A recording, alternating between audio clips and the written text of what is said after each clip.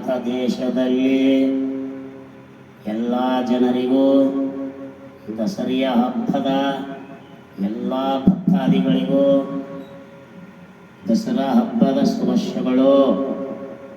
ಭಾರತ ದೇಶದಲ್ಲಿ ಒಂದು ಸಂದೇಶ ಹೇಳುವುದೇನೆಂದರೆ, ಒಂದು ಭಾರತ ದೇಶದೊಳಗ 3 ವ್ಯಕ್ತಿಗಳು ಬಹಳ ಈ ಜಗತ್ತಿಗೆ ಮೀರಿ ಗೆದ್ದು ಹೋದಂಥವರು. ಅವರು ಯಾರಂತ ಕೇಳಿದಾಗ, ಬ್ರಿಟಿಷರು ಬಂದಾಗ ಈ ದೇಶದಲ್ಲಿ ಯಾವ ಭಕ್ತಿಗಳು ಭಜನೆಗಳು ಯಾವ್ಯಾವ ನಡುಗುಳ್ಳಾರ್ದಂಥ ಕಾಲದಾಗ ಇವರು 3 ಈ ದೇಶವನ್ನು ಗೆದ್ದರು. ಅವ್ರು ಯಾರಂತ ಕೇಳಿದಾಗ, ಪ್ರಥಮವಾಗಿ ಭಾರತದ ಒಂದು ಮಹಾತ್ಮ ಗಾಂಧಿ, ಎರಡನೇದ್ದು ಮಹಾರಾಷ್ಟ್ರ ರಾಜ್ಯದಲ್ಲಿರ್ತಕ್ಕಂಥ ಒಬ್ಬ ಶಿವಾಜಿ ಛತ್ರಪತಿ ರಾಜರು, ಮೂರನೇದು ಯಾರಂತ ಕೇಳಿದ್ರ ಗುಲ್ಬರ್ಗ ಜಿಲ್ಲಾ ಜೇವರ್ಗಿ ತಾಲೂಕಿನ ಗಂಹಾರ ಗ್ರಾಮದ ಹಿರೇಮಠದಲ್ಲಿ ಜನಿಸಿರ್ತಕ್ಕಂಥ ಕಲಿಯೋಗದ ಸಿದ್ಧಿ ಪುರುಷರಿವರು. ಇವರು 3 ಹೆಂಗ ಆಗ್ಯಾರಂತ ಕೇಳಿದ್ರಿ ಭಾರತ ದೇಶದೊಳಗ.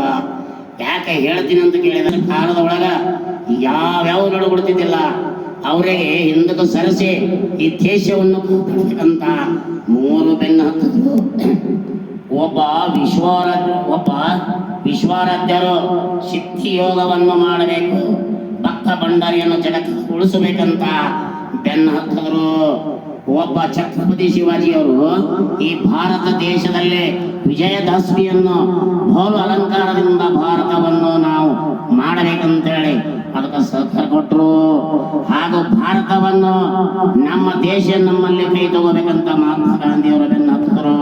ಇವರು 3 ಜನಕ ಬ್ರಿಟಿಷರು ಅನೇಕ ತೊಂದರೆಗಳು ಕೊಟ್ಟರು. ಎಷ್ಟೋ ಜನ ಮಠಾಧೀಶರು ಆಗಿನ ಕಾಲದಾಗ ಯಾರೋ ಹೊರಗೆ ಬಂದಿಲ್ಲ. ಆದ್ರೆ ಇವರು 3 ಬಯಲಿಗೆ ಬಿದ್ದಾರ. ಬಿದ್ದು ಹೆಂಗೆ ಅಂತ ಕೇಳಿದಾಗ, ಇವತ್ತು ಭಾರತದ ಒಳ್ಳೆ ಹೆಸರನ್ನು ಗಳಿಸಿದ್ರು.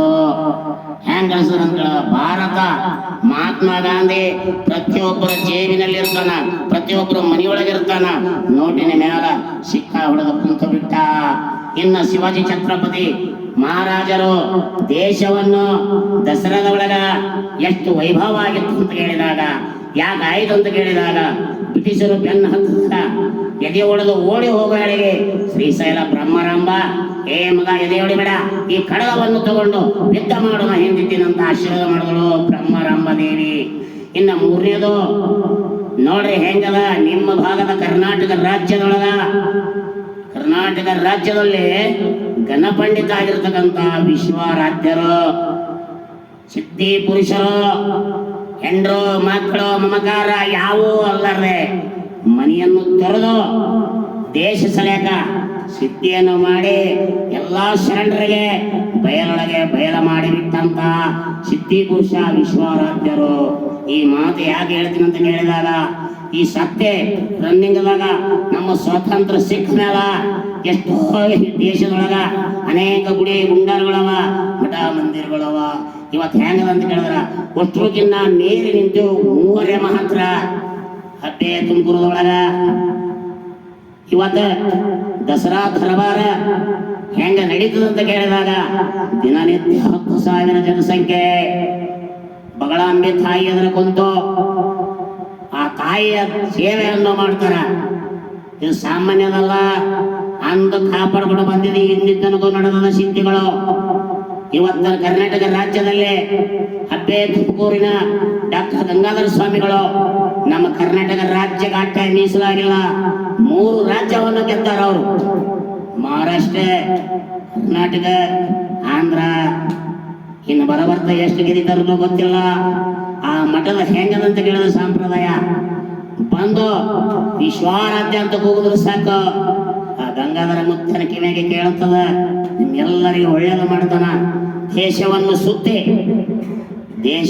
ಸುತ್ತಿ ಬೊಂಬೈ ಸಮುದ್ರದಲ್ಲಿ ಸ್ನಾನವನ್ನು ಮಾಡಿ ನೇರವಾಗಿ ಹಳಿಶಾಬಾದ ವಿಶ್ವಾರಾಧ್ಯ ಹಳಿಶಾಬಾದ ಕಲ್ಲಪ್ಪಗೌಡರ ತೋಟಕ್ಕೆ ಬರ್ತಾರ. ಬಂದ ಮೇಲೆ 3 ತಿಂಗಳ ಘೋರ ತಪಸ್ಸವನ್ನು ಮಾಡಿ 63 ಸಿದ್ಧಿಗಳನ್ನು ಅಲ್ಲಿ ಕಟ್ಟಿ ಹೋಗಿ ಬಿಡ್ತಾರ. ಎಲ್ಲಿ ಹೋದರಂತ ಕೇಳಿದಾಗ, ಶಹಬಾದ್ ಅಡವಿ ಸಿದ್ದೇಶ್ವರ ಗುಡಿಗೆ ಹೋಗಿ ಗುರುವೇ ನನ್ನ ದೀಕ್ಷವನ್ನು ಕೊಡು ಅಂತ ಕೇಳಿದಾಗ ಕೊನೆಗೆ 700 ವರ್ಷದಂತಹ ಅಡವಿ ಸಿದ್ದೇಶ್ವರರು ಎಷ್ಟೋ ಶಿಷ್ಯರಿಗೆ ಆಶೀರ್ವಾದ ಮಾಡಿ ವಿಶ್ವಾರಾಧನ ಸಲಕ ತನ್ನ ಜೀವ ಉಳಿಸ್ಕೊಂಡು ಕುಂತಿರ್ತಾನ. ಯಾಕೆ ಮಾತಂತ ಕೇಳಿದಾಗ ವಿಶ್ವಾರಾಧನ ಅಂತ ಅಗಾಧವಾದ ಸಿದ್ಧಿಯನ್ನು ಪಡೆದಂತವರು ಶಿವನಿಗೆ ನಾನು ದೀಕ್ಷಾ ಕೊಟ್ಟನಂದ್ರ ಲಾಸ್ಟ್ ಶಿವಗ ಇವನೇ ಅಂತ ಹೇಳಿ ಆಶೀರ್ವಾದ ಮಾಡ್ತಾರೆ. ಹ್ಯಾಂಗ ಆಶೀರ್ವಾದ ಮಾಡ್ತಾರ ಅಂತ ಕೇಳಿದಾಗ ವಿಶ್ವಾರಾಧರಿಗೆ ಒಂದು ಮಾತನ್ನು ಕೇಳ್ತಾರ, ನೋಡಪ್ಪ ನಾನು ಲಾಸ್ಟ್ ಇನ್ನು 700 ವರ್ಷ ಆಗಬೇಕಾದ್ರೆ 100 ವರ್ಷ ಕಮ್ಮಗ ನೀನು ನನಗೆ ಕಾಶಿ ನೀರನ್ನು ತಂದು ಸಮುದ್ರ ಸ್ನಾನವನ್ನು ಮಾಡಿಸು, ಆಮೇಲೆ ನನಗೆ ದೀಕ್ಷೆ ಕೊಟ್ಟು ಬಿಡ್ತೀನಿ ಅಂದಾಗ ಗುರುವೇ ನಿನ್ನ ಹಸ್ತವನ್ನು ನನ್ನ ತಲೆ ಮೇಲೆ ಇಟ್ಟುಬಿಡು, ಆ ಕಾಶಿ ಇಲ್ಲಿಗೆ ಬರ್ತು ಅಂತ ಹೇಳಿದಾಗ ಯಾವ ಅಡವಿ ಸಿದ್ದೇಶ್ವರರು ವಿಶ್ವಾರಾಧನ ತಲೆ ಮೇಲೆ ಕೈ ಇಟ್ಟು ಓಂಕಾರ ಎಂಬ ಶಬ್ದವನ್ನು ನುಡಿದಾಗ ಕಾಶಿ ಶಾಬದಕ ಬಂತು. ಆ ಕಾಶಿ ಇವತ್ತು ಎಲ್ಲಿ ಅದಂತ ಕೇಳಿದ್ರ ಹಬ್ಬೆ ತುಮಕೂರದೊಳಗದ 2ನೇ ಕಾಶಿ. ಹಬ್ಬೆ ತುಮಕೂರದೊಳಗೆ 63 ಸಿದ್ಧಿಗಳನ್ನು ಈ ಗಿಡಕ್ಕೆ ಕಟ್ಟ ಹೋದ ಅಲ್ಲಪ್ಪ ಗೌಡರು ತೋಟದಾಗ ಇದು ಒಂದು ಸಿದ್ಧಿ ಹಬ್ಬೆ ತುಮಕೂರ್ಗೆ ಹೋಗ್ಬಿಡ್ತು, ಕಾಶಿ ಆಯಿತು. ನೋಡ್ರಿ ಹೆಂಗದ ಇವತ್ತಲ್ಲಿ ಒಂದು ವರ್ಷದೊಳಗ 10-12 ಲಕ್ಷ ಜನರು ಅಲ್ಲಿ ಕೂಡ್ತಾರ, ದಾಸೋಹ ನಡೀತದ. ಯಾರು ಬಂದ್ರು ಕೂಡ ಯಾವ ಜಾತಿಯವರಂತ ಕೇಳಿಲ್ಲ, ಗಂಗಾಧರ ಸ್ವಾಮಿಗಳು ಎಷ್ಟು ದಿನ ಇರ್ತೀರಂತ ಕೇಳಿಲ್ಲ, ಅದು ಮಠ ಅಂತ ಹೇಳಿ ನನ್ನ 2 ಮಾತುಗಳನ್ನು ಹೇಳಿ ಈ ದಸರಿ ಹಬ್ಬಕ್ಕೆ ಎಲ್ಲರಿಗೂ ಒಳ್ಳೇದು ಮಾಡಿದ ತಾಯಿ, ಮುಂದೆ ಬರೋ ದಿನಗಳು ಎಲ್ಲಾ ಚಲೋ ಆಗಲಿ ಅಂತ ಹೇಳಿ ನನ್ನ 2 ಮಾತುಗಳನ್ನು ಹೇಳಿ ನಮಸ್ಕಾರ ಮಾಡ್ತೀನಿ.